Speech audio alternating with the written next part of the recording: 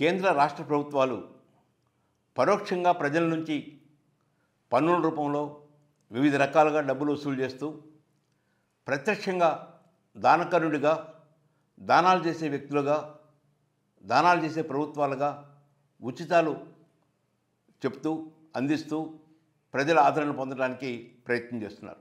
ఆంధ్రప్రదేశ్లో petrol diesel ధరలు గమనిస్తే ఇది మనకు స్పష్టంగా అర్థమవుతుంది. ఈరోజు భారతదేశంలో అత్యధికంగా పెట్రోల్ ధర ఉన్న రాష్ట్రం ఆంధ్రప్రదేశ్. దాదాపు 110 రూపాయలకి లీటర్ పెట్రోల్ చేరింది.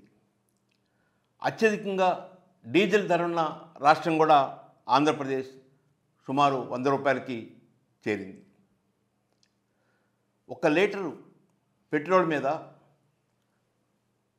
ముడి చమురు, అది రవాణా, ఆ పెట్రోల్ యొక్క వాస్తవిక ధర 50 రూపాయలు ఉంటే మరొక 50 రూపాయలు కేంద్ర ప్రభుత్వం, రాష్ట్ర ప్రభుత్వాలు ఎక్సైజ్ డ్యూటీ, వ్యాట్ రూపంలో వసూలు చేస్తున్న పరిస్థితి.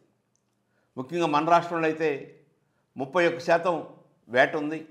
అది కూడా భారతదేశంలో అత్యధికమైన వ్యాట్. ఇది కాకుండా ఒక 4 రూపాయలు అదనంగా వసూలు చేస్తున్న పరిస్థితి.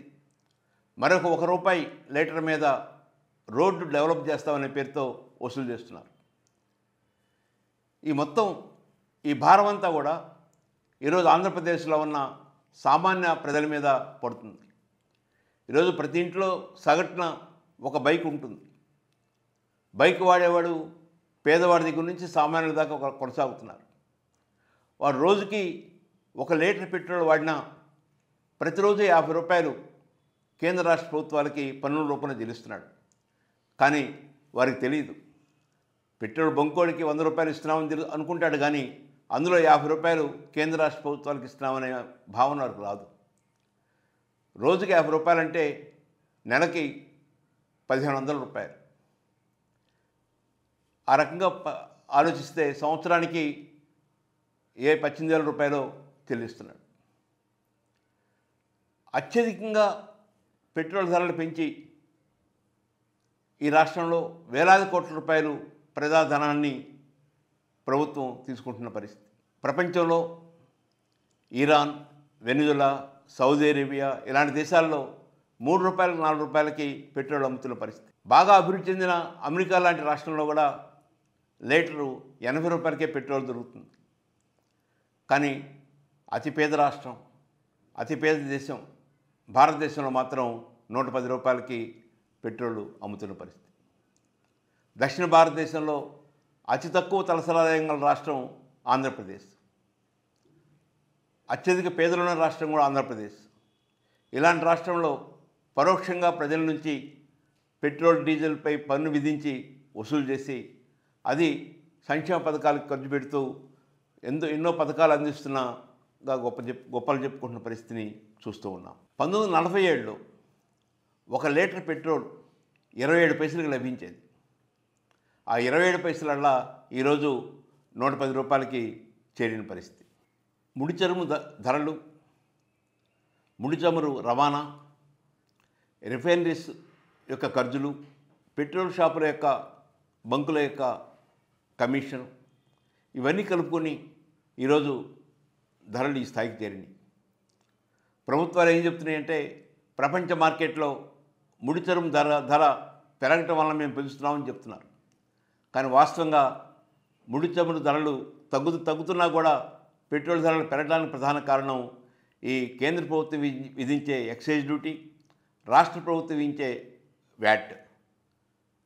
మన రాష్ట్రంలో అయితే మరింత ఎక్కువగా వ్యాట్తో పాటు లీటర్ 4 రూపాయల చొప్పున రోడ్లు బాగు చేస్తామని, సెస్ అని రకరకాల పేర్లతో పెంచారు. జగన్మోహన్ రెడ్డి ముఖ్యమంత్రిగా ఉన్నప్పుడు ఈ పెరుగుదల జరిగింది. ఆనాడు చంద్రబాబు నాయుడు చాలా సందర్భాల్లో ఈ విషయాన్ని ప్రజల ముందు ఉంచి మేము అధికారంలోకి వస్తే వీటి ధరలు తగ్గిస్తాము, పెట్రోలు సామాన్య మానవుడికి అందుబాటులో ఉంచుతామని చెప్పిన మాట. కానీ 10 నెలలు గడిచినా ఈరోజు వరకు ₹1 కూడా చమురు ధరలు తగ్గించడానికి, వ్యాట్ని తగ్గించడం కానీ, ఆ వ్యాట్కి అదనంగా వేసిన ₹4 తగ్గించడం కానీ, రోడ్ సెస్ పేరుతో వేసిన ₹1 తగ్గించడం కానీ ఈ ప్రయత్నం అనేది చేయటం లేదు. ఒకవైపు చంద్రబాబు నాయుడు స్పష్టంగా చెప్తున్నారు, మేము సంపదను సృష్టించి ఆదాయాలను పెంచి తద్వారా సంక్షేమ పథకాలను ముందుకు తీసుకెళ్తామని. కానీ ఒకవైపున విద్యుత్ రంగం చూస్తే సుమారు 15,000 కోట్ల రూపాయల భారాన్ని విద్యుత్ భారాన్ని వినియోగదారుల మీద వేస్తున్న పరిస్థితి.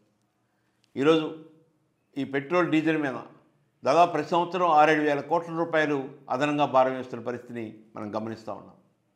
ఈ పరిస్థితి మారాలి.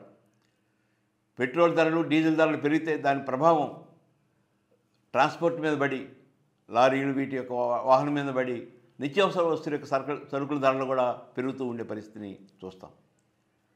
మన పక్కనున్న తెలంగాణ కానీ, కర్ణాటక కానీ, తమిళనాడు కానీ, కేరళ కానీ అన్ని రాష్ట్రాల్లో మనకన్నా తక్కువ ధరలకే పెట్రోల్ దొరుకుతూ ఉంది, డీజిల్ దొరుకుతూ ఉంది. రాష్ట్ర ప్రభుత్వం ఇప్పటికైనా వ్యాట్ తగ్గించుకొని అదనపు భారాన్ని తగ్గించి సామాన్యుడు వాహనంగా మారింది. బైక్ కానీ, స్కూటర్ కానీ, ఇలా లోనా లాంటివి ఇట్లాంటివి ఈ సామాన్యుడి మీద భారం తగ్గించాలని, తద్వారా వారి జీవన ప్రమాణ స్థాయి పెరగడానికి అవకాశం ఉంటుందని జనచైతన్య వేదిక భావిస్తుంది.